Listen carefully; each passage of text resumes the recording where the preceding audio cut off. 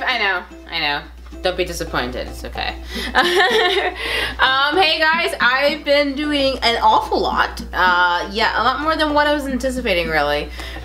So yeah, I got this new girl that I'm sure you've been seeing, you know, pop up a little bit here and there, Mrs. Leslie, which is one of my most favorite talents. That's right, Ralph, I said it. But yeah, I've been doing an awful lot. I've been running around from one event to the next event. I got Chopsticks New York magazine. That's right, for all my friends who are like, oh my god, I love Japanese, Chinese, Korean, all that fantastic magazine. I got to cover one of their events, their first event. That's right, I was there. So yeah, so that was exciting. I went to, I think I told you last time I went to New York Comic Con. I'm not even sure. I know we did Ripley's, which they broke the freaking world record of hanging by their piercing. I was like, oh my god. Like, I won't lie, the photos, even I cringed having to do the editing. But yeah, I've been busy. My birthday just passed, which I'm super excited about. I actually had a fantastic birthday. So yeah, I had 2 double birthdays. So it was all like, woo, double cake. And then it was all like, again, double cake. And then I got a surprise party and it was like, more cake. You know, like that was my thing. I was like, ah! Like, you know, I was just excited in general. It was just very nice. Normally for my birthday, it's always like some weird battle between me and like maybe someone else will say, we want to celebrate your birthday. And it's always awkward because I have a very awkward past. So when it comes to that, I'm not really concerned about celebrating my birthday. It's not like I see my birthday and I go, ah! That's not what happens. What ends up happening is just that I've had just some bad experiences, and I kind of just feel like if you don't like me, that's cool. You can just, you know, go over there. If we don't get along, that's cool. You can go over there. Because you can be good to people by either just leaving them alone. Like, it's really that simple. So to kind of sum up with that intention in mind, growing up, my mom would, you know, throw me these Halloween cool, you know, birthday parties, but the kids who attended, they felt like, you know, being like an Oreo was not good for the South Bronx. Like, you know what I mean? Like, it wasn't cool. Anyone who's from the ghetto, like, when you talk like an Oreo, they're like, girl, you deny your heritage. And I'm like, talking ignorance, not my heritage, but sure, whatever. So, like, growing up in a neighborhood kind of like that, the kids didn't like me. So, you know, my mom would be like, it's gonna be great! Happy birthday! You know, she was always, like, optimistic, and I was like, I really don't want them in here. Like, I don't say why. It's my birthday, I don't want them in here. So she would bring them, and of course, because all the kids were scared of my mother, they'd be like, happy birthday to you. As soon as she turned her back, they would try some trifling stuff. And it's carried on like into my adulthood. And it's weird because I can tell, I can smell people's intentions like a mile away. So they would do things, whether it was a catty female or a catty guy. It was always something petty and stupid, and I'm just like, so let me get this straight. You're consumed by that much hatred and dislike for me that you remember my birthday so you can intentionally cause problems for me on my birthday or the day after. Like, wow, I'm flattered, but really, I'm sure there's something productive you could do with your life. You know, like care about yourself. You know, things like that. So like over time, like I've just never cared for it. I'm like, yeah, it's my birthday. I celebrate in my own way. So this year was a big surprise because it was like, hey, I have a present for you. Can you come get it? And I'm like, I'm not getting it. Why can't you bring it to me? Wait, what'd you get me? What'd you get me? He's like, well, you have to come here and come get it. And I'm like, fine. So, you know, which by the way, I love. So, but yeah, it was really a fun, surprising birthday, which I'm very, very excited for. Excited about. It was great. So yeah, it was like a lot of pleasant, lovely surprises. In the midst of like all the chaos of me working on my company, trying to like book more photo shoots and all the other stuff. So it was nice to kind of just stop in the midst of all the and kind of just go, oh, okay. Let's breathe. Let's breathe. Y'all like my Oprah scream? No, but really, it was just like nice in general to kind of just breathe for a minute and just relax. Have a nice somber moment, and then just be around people who wanted to be around me for my birthday, opposed to feeling obligated to do it because they're scared of someone else, or they feel like, well, I have to do it. Like my best friend did that for me back in college, and I never forgot how angry she was. She was all like, so they don't even want to celebrate your birthday? I know what I'm gonna do to them. I know exactly what I'm gonna do to them. And I'm just like, calm down, homegirl. Tone it down. I'm cool. Why don't you and I just go out for like a beer or something, or like get a cupcake? And she's like, no! They will celebrate, and like a dark cloud like formed above her head and like some lightning background, you know, like this is something that's been consistent, but it's okay though. You guys made my birthday this year very memorable to me, like very, very memorable. So it was really nice. It was a really wonderful experience. Like I did mention earlier, I've been going from event to event to event to event to event to event to event to event to event to event to event to event. It's getting to the point between trying to check out what Elmira's doing, trying to see what Red Ralph is doing, having Leslie book events. Like she just sends stuff to my phone. It's like, beep, beep, we're busy this weekend. I'm like, what? When? Like now, we busy this weekend. Done. You know, and I love her for it. I love you guys for it, but you guys are trying to kill me. But yeah, I've been doing a lot of events. I booked another gig, which was cool. I'm gonna be in another kung fu short film. So it's like, yeah, which I have a lot of fun doing these things because I grew up watching these kung fu films. So for me, it's like, like for me, it's just exciting in general. So it was nice because the audition was not what I expected. The audition, there was an actual Sifu there, and this is where it gets interesting.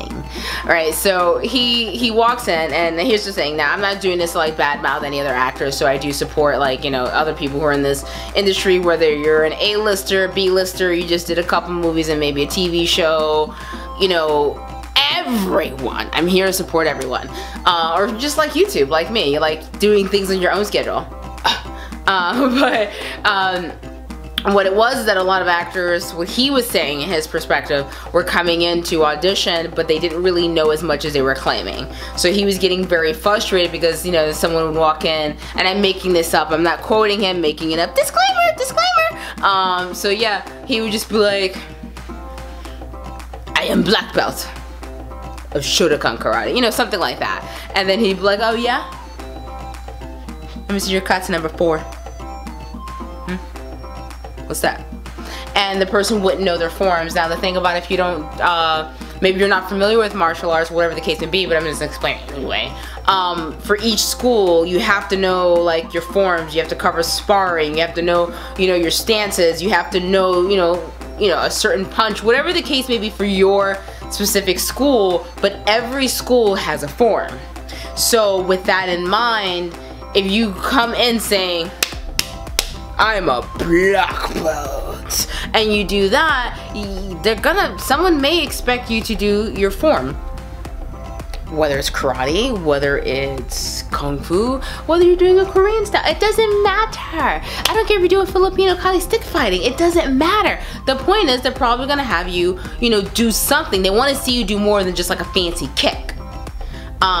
So he was frustrated, so I showed up, and then like he sees me and he's like, you know, I mean, he was totally respectful. He was completely respectful, but I could see it in his face, like I felt the energy from him, you know, and I was all like,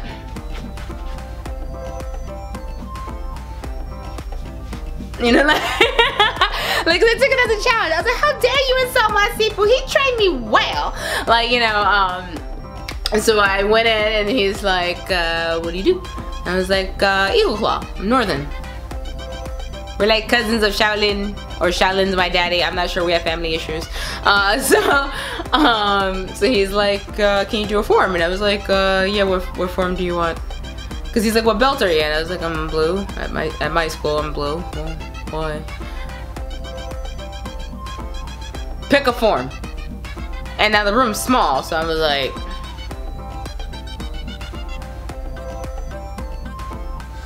well, the other forms require jumping and a lot of traveling, which feels awkward. Why don't I do springing leg? And he looks at me, he goes, how many rows can you do? I was like, you want me to do the whole 10? Like, what do you, just one? Like, which row?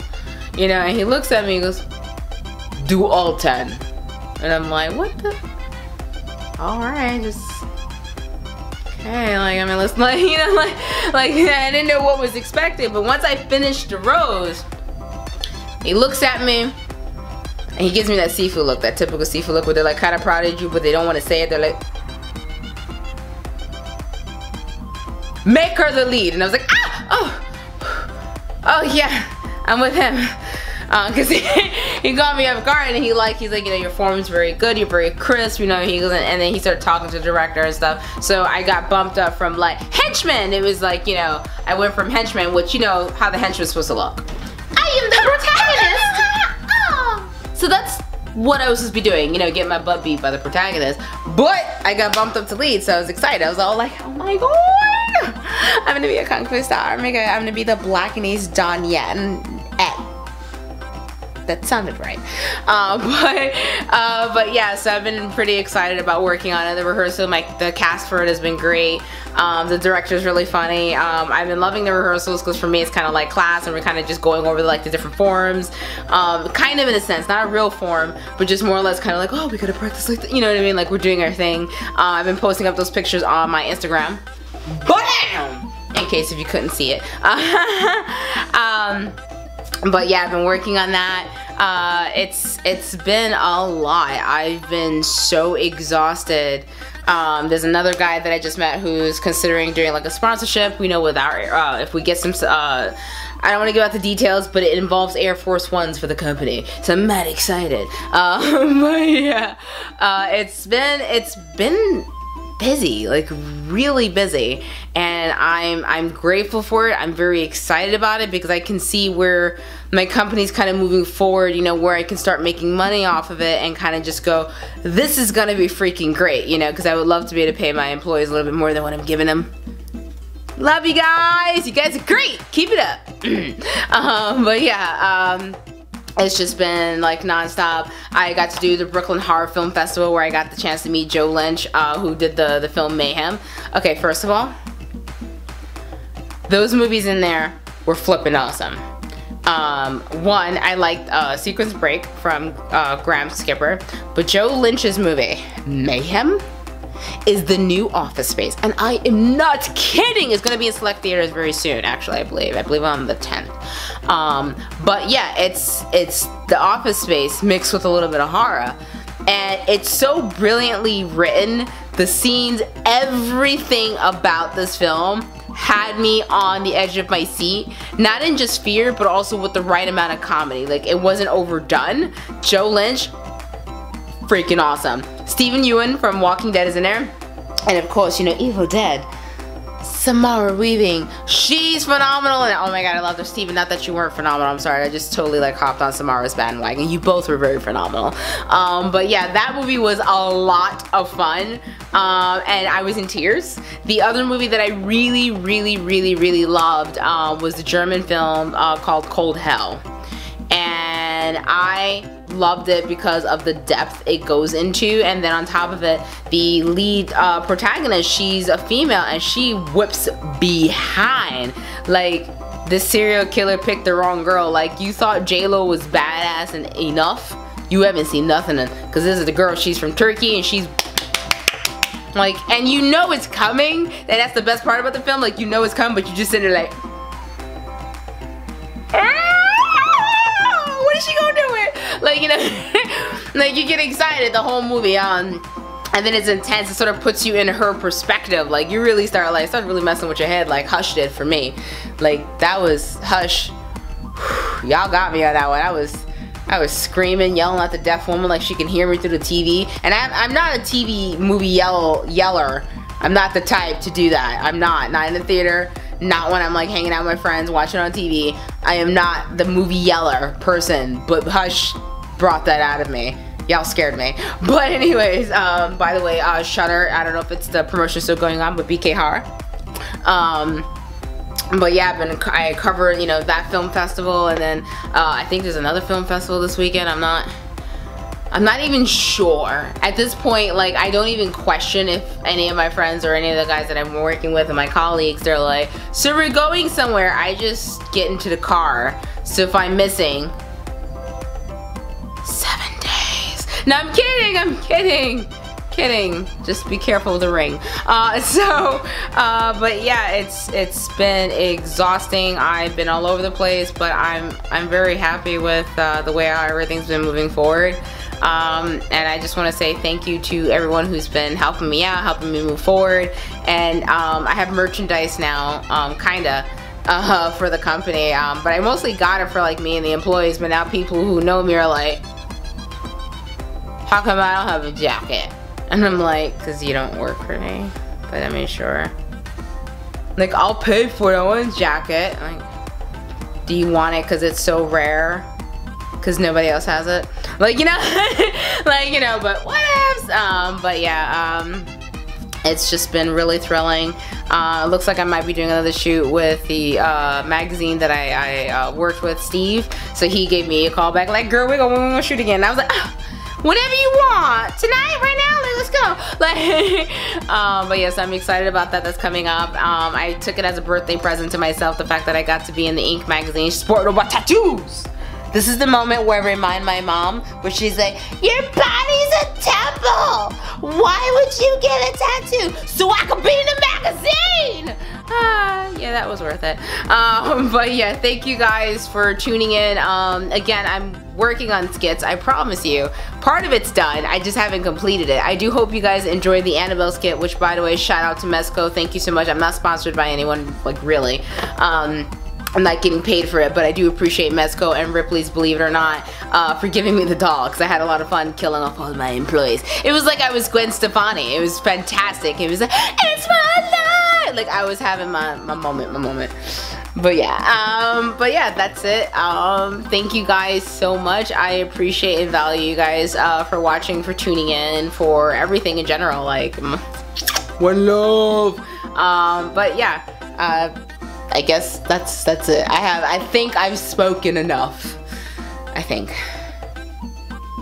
What up, if you guys like my video? I know you guys think I'm doing vlogs. I'm not really doing like things that require interaction, which would explain why I get views and then I see people in person. They go, your videos are great, but then no one leaves a comment because I'm not really giving you a reason to comment. So feel free at some point, please, dear God, tell me to comment, you know, whether it's keeping me on schedule going, you said skit, you know, just anything. Give me some feedback, whether you like me, dislike me, thumbs up, thumbs out. I just need the feedback, kind of just know, because it's nice to get the feedback in person. It's just, it's always awkward because I think no one watches it, and then I see the views go up, and then I'm like, who's watching this crap? Like, you know, like, I'm always trying to figure it out, but I'm like, alright, thanks. But then I don't see any comments until the person sees me in person. They're like, hey, I liked your video. And I'm like, hey, why didn't you just tell me that in the video? Alright, cool. But yeah, thank you guys so much. Be sure to click that button down there to subscribe. See the next events that we're checking out. The next written read episode of Myra's got her belly dancing. I really gotta stop doing that every time I say her name. Leslie's gonna have her show out very soon. She's just going through a transitional period right now, so she's gonna be back with us very soon. And shout out for 2121 Productions. That's right, the Fix is a virtue, the Fix is a voice. Thank you so much for that freaking thing. I love it. Yeah, so I'm gonna actually be doing more of that, and then hopefully soon I got this other YouTube show that's gonna be starting, but I gotta figure out how we're doing the math on it. But yeah, just click buttons. There's a bell down there that's supposed to work and stuff, that's supposed to like tell you when I make a new episode. It only ring like once a month if you're depending on me. Alright, bye!